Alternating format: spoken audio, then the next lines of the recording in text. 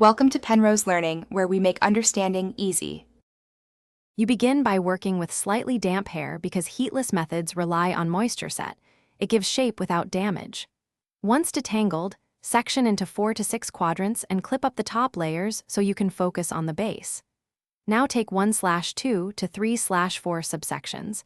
Consistent width creates uniform curls.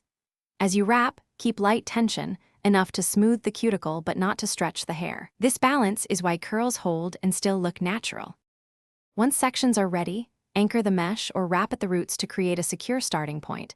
This prevents unraveling while you move along. Wrap toward the ends with even tension so each turn forms a smooth barrel shape. Avoid twisting, which causes kinks and frizz. If hair is thin, overlap wraps slightly to add body.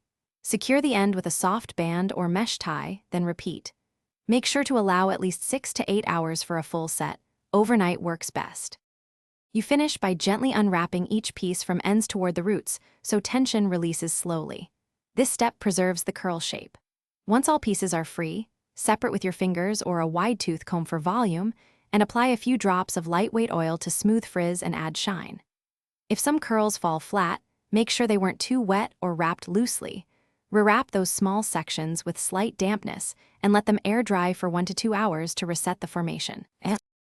Thanks for watching. If this was helpful, leave a like and consider subscribing. See you next time.